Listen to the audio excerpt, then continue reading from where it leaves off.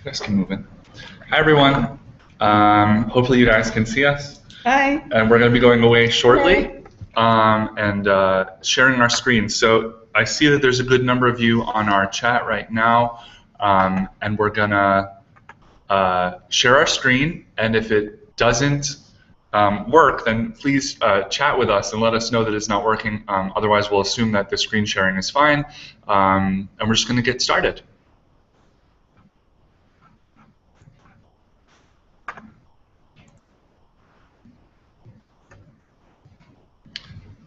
Okay, so I'll just take a minute, and if anybody is out there and you guys can let us know if this is working, that would be great. If it's not working, please chime in now. I see you've got 5 or 6 guests on the chat right now. Okay, no comments, so I'm going to assume that it's working okay. Welcome today. Elaine, you want to take it away and introduce yourself? I'm Elaine Goldman, the Clifton Campus Librarian. My name is Matthew Regan. I'm the Information Literacy Coordinator. My name is Amanda Picard. I'm the Information Literacy Instructional Designer. And today, you will be exploring library resources with us. We will be going over the Information Literacy Curriculum Map. We will talk about how librarians support faculty, and also include new resources, including health study resources. So librarians can help you navigate the maze. We're going to help you translate the myriad of library resources into tools you can use to identify the appropriate resources and organize and display resources so they assist students with their assignments. How do we do this? Librarians work with faculty to help put the pieces together. Basically, it's a conversation. Here's an example of the Medical Terminology Assignment LibGuide. A LibGuide is a new resource we have access to now that we're part of Berkeley College. It's a website that will give, if you look at the tabs, students access to the specific articles they need for their assignment, and then the tabs here are definitions which relate to this particular assignment, and then the writing and citing tools. So for this assignment, we have worked with many of you over several terms to come up with good resources to help the students in medical terminology.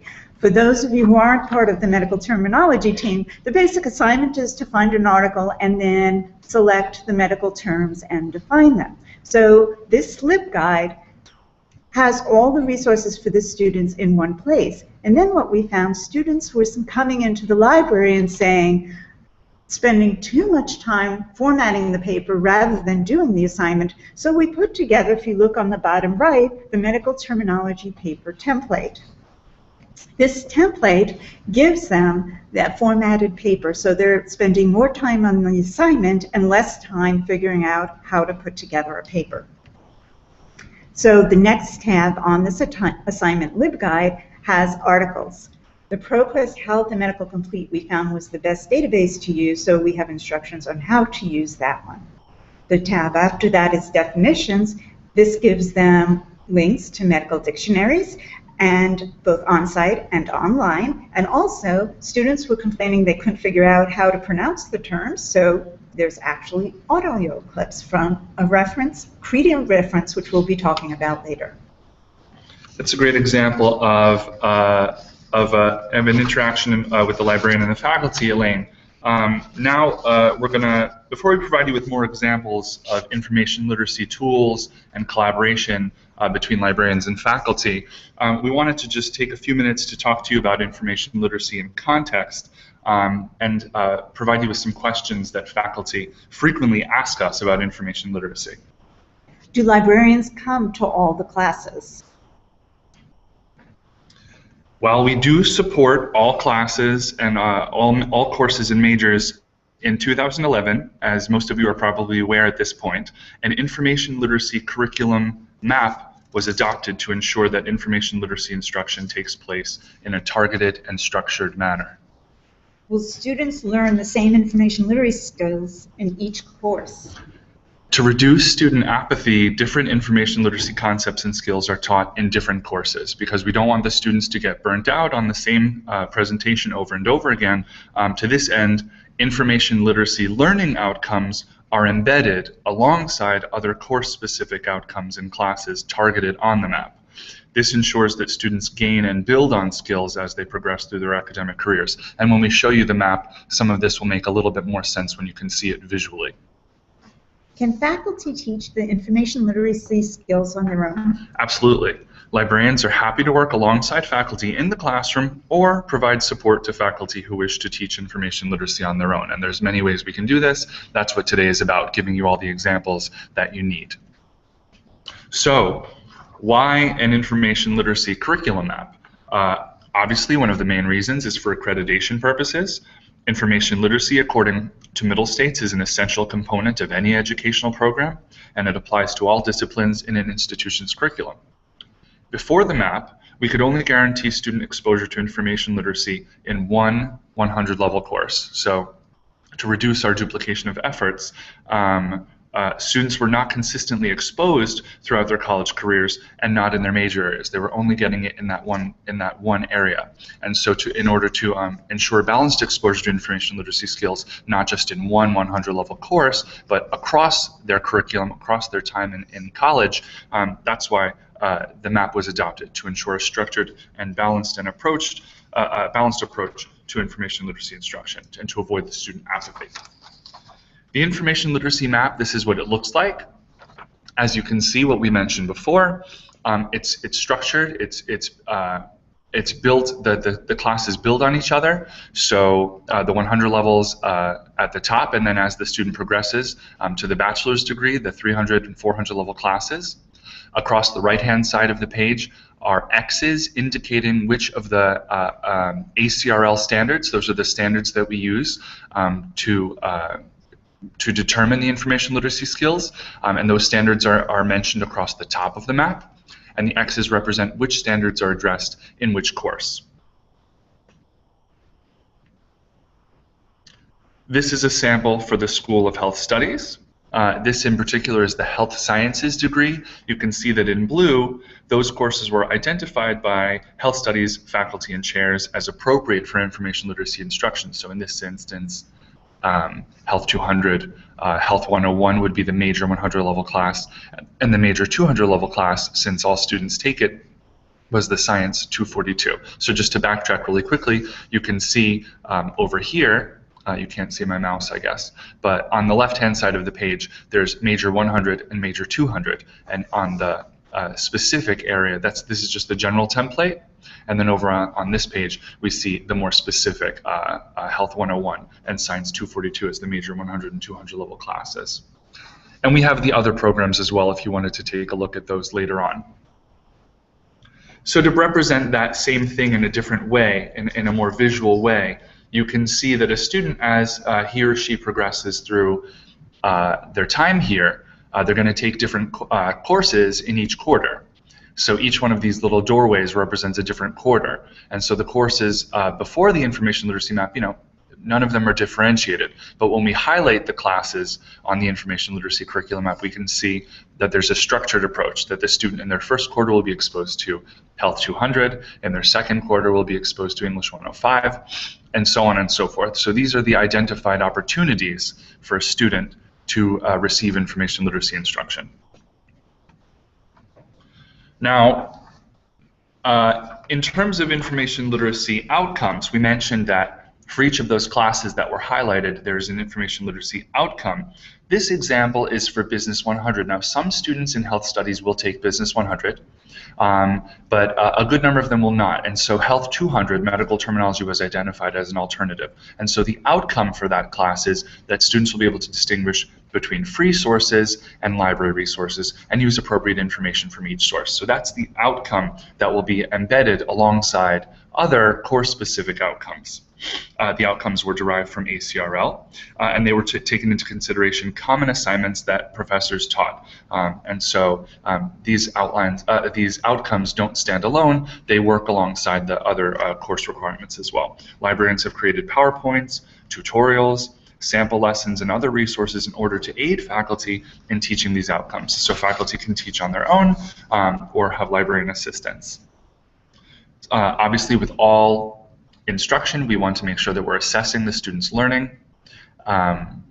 And so here are some possible assessment strategies: iClickers, self-assessment, choose your own research journey. All of these are available for faculty to use. So talking about outcomes and matching them to the information literacy assignments, here's an example with HEA 101, which has the course objective and outcome as recognize differences between general and discipline-specific sources. So if we look at one of the former DBC information literacy assignments, there's one called Read the Scientific Study Behind the News. How perfect, because it talks about public health. Students actually read an article in a newspaper and the scientific study that shows that if you know someone who's obese, you're more likely to be obese, and then they answer some questions and then do a short essay saying whether they believe the study. And what was so fascinating is a lot of the students, even though they read the scientific reasoning behind it, had trouble coming to the same outcome as the scientific study did. So it's a lot of fun for them to do. Be aware all those DBC information literacy assignments are still there, and you can come ask us and we can help you to integrate them with the course's objective and outcome. Finally, in terms of the structure of our information literacy program, it's important for you to note that the information literacy statement should be on all syllabi. All course outlines and syllabi should have this statement on there, that information literacy is a valuable set of skills. That goes alongside the academic integrity policy and other policies that take place on master syllabi. This just ensures that we know that students know that information literacy is a valuable skill set for them. Now that you have a better idea of our information literacy program, you might be thinking to yourself, how do I go about integrating information literacy into my course? Well, the library has a variety of tools to support your courses. The next few slides, we will go over these tools. The most obvious way we support our faculty in terms of information literacy is through research support. Librarians can create interactive videos, step-by-step PowerPoints, or even LibGuides. All of these research items can be tailored to specific research assignments that you have assigned. The example that I want to talk about right now with you is an assignment that I went in both on-site and online. So one of the things that's important to note is that librarians don't necessarily, if you want librarian assistance, we don't necessarily need to come into the class itself. We can be embedded automatically into your class at the beginning of the quarter. So if you choose that route, you can have a librarian come in and use the discussion board. So if I were to do this presentation or to come into a class on site, I would deliver a presentation and then give students journal articles and magazine articles and get them to understand the strengths and biases of the resources. Now, if I were to do that online, we could utilize the discussion board to have students start the research process and then discuss the information that they found. This is one of the options for librarian assistance. Another way that the library can assist you, another example that we've had is a faculty member requesting the creation of a wiki or a collaborative website. Librarians are versed in these kinds of tools and technologies and are happy to assist in that way as well. So I created this wiki space for a faculty member who was teaching an art class, and he wanted his students to go to see exhibits and to post pictures and then to comment and share with each other, and then at the end of the quarter they were to reflect on the process of doing that. A third example that I can give you is an on-site example for a GEC, a literature class, where there's a pre-write activity where students write about how their weekend was, and then at the end of the class they switch papers and they rewrite each other's weekend. This is the assignment for this class. The outcome for this class is that students should understand and avoid plagiarism. So in order for them to avoid plagiarism, they have to rewrite each other's weekend without plagiarizing each other. And if they can't plagiarize each other, then obviously they'll be more equipped to do that in their actual papers. And now, again, with the assessment element, we want to make sure that we assess that learning, and so an avoiding plagiarism rubric was created so that we could determine whether or not the students were successful in avoiding plagiarism. A more recent initiative that we are taking on is providing real-world application and active learning experiences to our students. This is an image of an example of a GEC 111 course that I went into recently. Just to summarize the assignment, the learning outcome for this assignment is to learn how to evaluate websites. Instead of just having the students evaluate a website on their topic, I created a scenario where students were asked by their quote-unquote boss to review an organization's website and report back to their boss on why or why not their company should endorse the organization. The second part of this assignment was to have students learn from each other. So another way that I made it more exciting was to have the students respond to their peers as the employer and critique their peers' recommendations. This assignment produced a very lively discussion, and it also doubled as a great assessment tool. I have used it in an online course, however, it can be easily used in an on-site course as well. Like we mentioned earlier, all of our learning outcomes have suggested assessment strategies, and we wanted to provide you with a few more ideas of what we have created. We have collaborated with faculty in the past and developed an annotated bibliography rubric, as you see on the left. I went into the course, I delivered a research presentation. Before the students had to submit their research paper, they had to do this annotated bibliography.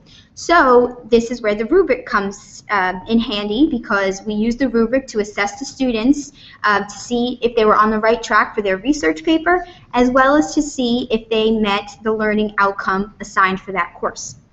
We also have created worksheets, quizzes, we've utilized the blog feature in Blackboard, and there's so many more examples. Throughout this presentation, you have heard us talk about LibGuides. We are currently working on a complete overhaul of our LibGuides. We are now going to show you our new approach to LibGuides and how this will be a great resource for faculty and students. This is what we are calling a program guide. This is a general resource for faculty and students. Each program at Berkeley College will have their own guide. So for health studies, there will be a health services, surgical tech, medical assistant, and health science program guide. In this example here, the fashion, marketing, and management program guide, you will see that we have included general tools that are applicable for every fashion course that is in the program. I want to bring your attention to the For Faculty tab. This is going to be a resource specifically for faculty. So if we click on the tab, it will take us to a list of on-the-map courses. For now, we are focusing on creating only on-the-map course guides. So let's say you were teaching Fashion 101. We go to the course guide, and this is an example of what a course guide will look like. For on-the-map courses, each guide will include an introduction video, which you see on the right, on how to use the guide. The learning outcome for that specific course will be on the left. We also provide resources that are useful for the specific course. One of the most useful tabs on this guide is the Information Literacy Tools tab that you see highlighted in yellow. Let's take a look. The Information Literacy Tools tab will have a variety of resources that are already created for the course. As you can see here, there are PowerPoints, video tutorials, and assessment strategies that you could use. The great thing about this tab is that you can look at the content and either decide to collaborate with a librarian and have them come into your course, or you can download the material and teach the information literacy skills yourself. What I think is the second best tab on this guide is the Assignments Guide. An Assignment Guide tab is a guide that is specifically created for a specific section of a course and for a specific research assignment. This tab will have a drop-down option of guides that we have already created for professors who have taught this course. We hope that faculty will be interested in learning how librarians have collaborated with faculty in the past And we also hope that faculty will look at these guides to get a better idea of what research projects other faculty have created for this course. We are currently working on this overhaul and expect all of the On the Map program and course guides to be completed by mid-summer quarter. Another way that we are supporting our faculty is by reaching out to them every quarter. We understand that the quarter system can get pretty hectic. And in order to make incorporating information literacy into your course a little easier, you will receive a message from your library liaison every quarter if you are teaching an On the Map course. We usually send this message out during weeks 1 or 2, and this message allows faculty to consider incorporating information literacy into their course early on. We also have a faculty support page on our library page that provides you with a list of your liaisons. As you can see, each tab represents a school. So on each tab, we also provide you with the name of your liaison for that quarter. We've gained a lot of new resources with the merger between DBC and Berkeley. Some of the resources gained on each side, one is PubMed, which is actually a free database of biomedical journal citations. And of course, the DBC people know about Gale Virtual Reference Library, which has medical encyclopedias. And now we have access to Credo, which has hundreds of reference books. Before I talk more about these resources, just because people have said, you know, it seems a little harder with so many resources to find the one you want, just want to mention 2 things. One is, that's why you would want us to come in and do an assignment LibGuide for your course, because then it will be easier for your students to find the resources that they need. I also think I forgot in the beginning when I was talking about the medical terminology assignment guide that the assignment was actually the instructors, not our idea. They just came to the librarians, and the students did, saying, you know, how do I answer this assignment? And that's what we're here for. Don't feel like, you know, it's one or the other. It's really more working together to find the right resources to match your course to help the students learn more. So now I'll be showing you, before I go into the resources, another way to access them. If you just quickly want to look at, for example, PubMed, the fastest way is to go to the library tab in Blackboard and then go down on the left where it says databases, and there's a listing both by subject and A to Z. So under the healthcare subject listing, you will find PubMed. Now PubMed is a database of 23 million citations from the National Library of Medicine. I'm sure many of you know about it. It has Medline and biomedical literature. The beauty of it is it has very precise indexing for medical topics, more so than you can get through a ProQuest search.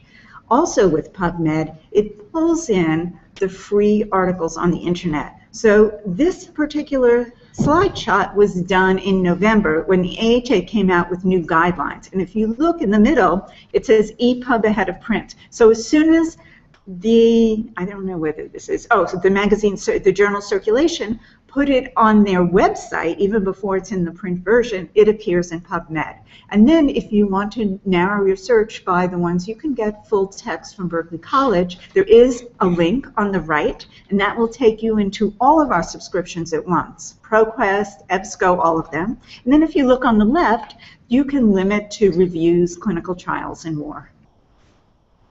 Other resources include online reference books, and of course, as I mentioned, Gale Virtual Reference Library, which has the Encyclopedia of Medicine, and such a great starting point for learning about a disease for our students. And then I want to mention Credo, which has hundreds of reference books on all subject areas and has tools such as images, quotations, and pronunciation.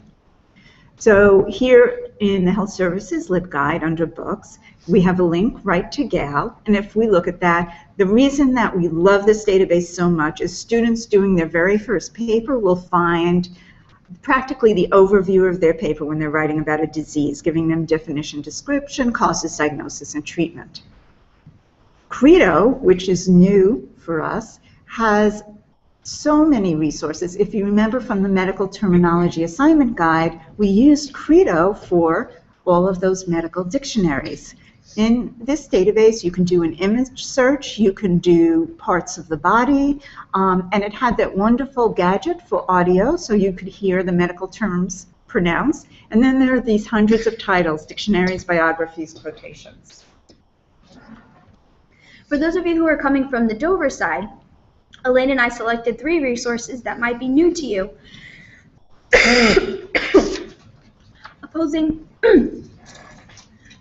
Opposing viewpoints in context. We have streaming media, and we also have LibChat available for you.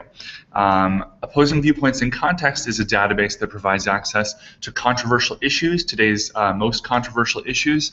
This could be incredibly useful for classes like the bioethics or medical law classes. Additionally, we have streaming media now available to you.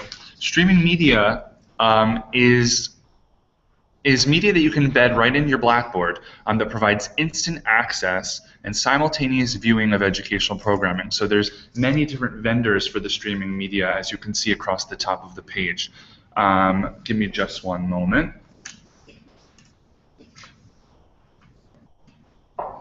Each tab represents a different vendor, so let's take a look at the Films on Demand vendor now. Right now, we're looking at the Films on Demand tab. So you can do 2 things from this page. You can connect to the collection of titles that we currently hold, or you can search through the films. So here are the collection of films from Films on Demand. When you connect to the collection, this is what you'll see. Currently, there's 101 titles in the Films on Demand collection. You can browse by topic over on the left-hand side, or you can browse in the middle of the page and you can search using the search bar.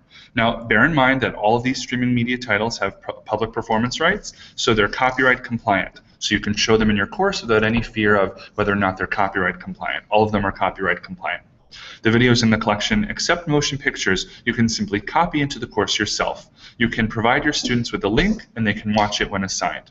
For the motion pictures, you do have to request that link from the VP of Library Services, but it's a very easy process. So you're strongly encouraged to consider adding streaming media to your courses when applicable. LibChat is another excellent source for you guys to use. It's for both faculty and students. It's a 7-day-a-week service. We have 80+ hours of live chat assistance. And there are more than 12 Berkeley College librarians who man LibChat. So LibChat is pretty much what it sounds like. It's a library chat service that students and faculty can use to chat live with a librarian. Most days it's open past 11 o'clock at night. We wanted you all to come away today with a valuable resource, and actually, if you're in our chat right now, so for those of you who are in the chat, you're actually in the LibGuide. So if you look across the top of the page, all the other tabs up there for faculty, about this guide, etc., those are the tabs of the Health Services LibGuide. So this is one of the subject guides that we already have available, and as you might remember, there's a For Faculty tab, and that's going to show you that the course guides are coming soon. So course guides provide faculty with a comprehensive look at the resources that support the content. Those are coming soon for your specific courses. But right now you can peruse the other tabs on this subject guide, which has been created for you as well. So in closing, how can you integrate information literacy into your courses? Collaborate with your librarians. Invite us into your courses. Ask us to create research support LibGuides, videos, and PowerPoints. As you create assignments, ask us about supporting resources. Feel free to contact us. And so once again, we're here and we're available, and so nobody chimed in during the presentation with any questions. So we want to just take this opportunity for you to chat now with us on the chat, and if anybody has any questions, we can go back over anything that we've talked about. We have plenty of time. Anything that you might want us to cover again. There's a lot of content today. Bear in mind also that this entire presentation was recorded. So if you need to review it, you want to go back, we'll be sending the link. We'll be sending the link to the participants from today. And if you didn't let us know that you're here, please just make sure that you, if you just have a guest ID, make sure you give us your name somewhere in the chat so that we know you were here today, so we could email you the recording of this presentation. Any questions at all?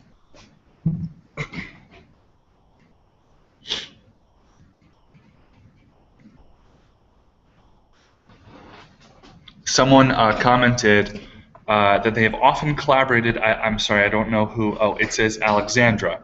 Alexandra says that she has often collaborated with library staff and had them present to her class prior to beginning their research project. The librarian is provided with the requirements and the rubric for the assignment. Students have also followed up with library staff to facilitate the completion of their project, and Clifton Elaine has experienced a lot of success. So I'm glad that that's worked. I'm glad Barbara says that the film option, the streaming media option, is terrific. And as you all are probably now aware, there's the credit hour. I'm sure I'm going to get the name wrong. The course assignment credit hour policy. So obviously, there's streaming media is a great supplement to that. A librarian presentation certainly counts towards you using the course hours, so librarians are happy to assist in that regard, or take time to join you in the discussion board of your Blackboard module, whether for on-site or online. We have a question from Barbara that says, is the PubMed option full article or just citation summary? Elaine, can you take that question? That's a fantastic question. You can tell Barbara knows something about PubMed. PubMed is a database of mostly just citations with abstracts or summaries with links to the full text on the internet. But when I showed you that slide, on the right-hand side, there's a link to Berkeley College. And what it does is it will give you the full text in Berkeley College subscription databases. Oh, Matthew's going back. I'm going to go back to show you so you can, did I go past it? Yeah. There we go. There we go. So there on the right-hand side, you see the Berkeley College link on this particular search, which was American Heart Guidelines. On the right, it says there are 463 full-text articles from Berkeley College subscription databases. Jan Corwin would like us to remind the location of this presentation during the quarter. So we'll definitely do that. Actually, we'll probably be emailing you the link directly. We can do that. But this, like we said, this now that this is recorded, this is here in perpetuity, so it's there for you to review as you wish. And certainly, don't be a stranger. We all have our contact information here. Feel free to ask any of us questions. Elaine, who's here at Clifton, and Amanda and I. Opposing views tab is fantastic. I'm assuming you're looking across the top of maybe under the databases for opposing viewpoints. Any other questions that we can address for you now?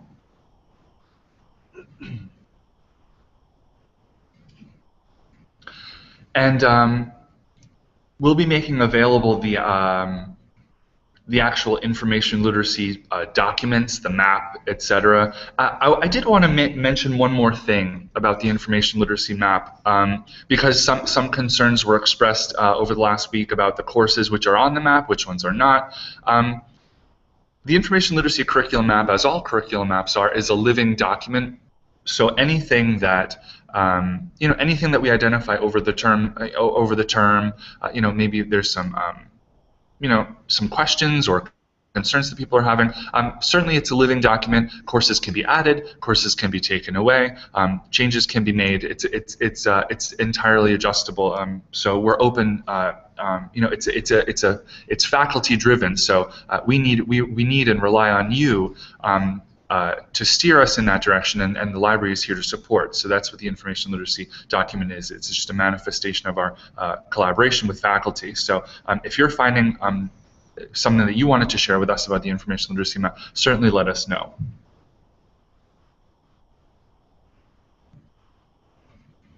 And like I said, I'll send the documentation out as well for you to review. If there are no other questions, I guess we're going to wrap up the presentation now, and we'll email you again, as we said. And any other questions, please feel free. You can continue chatting. We'll leave the chat up. The chat's not going away anywhere. You can certainly chime in there as we wrap this up, or you can email us, and I'm going to put up our email addresses one more time just so that you can see in case you had any questions. Oh yeah, and certainly since you're already in the guide, please, I think I mentioned this before, click through the other tabs, explore the guide that's already available to you. More guides are definitely forthcoming, and you're going to get an email at the beginning of the quarter if you're enrolled, if you're teaching a class that's on the Information Literacy Curriculum app. One of your library liaisons will be emailing you to discuss information literacy instruction. Thanks, everyone. Have a good one. Let me just disconnect here.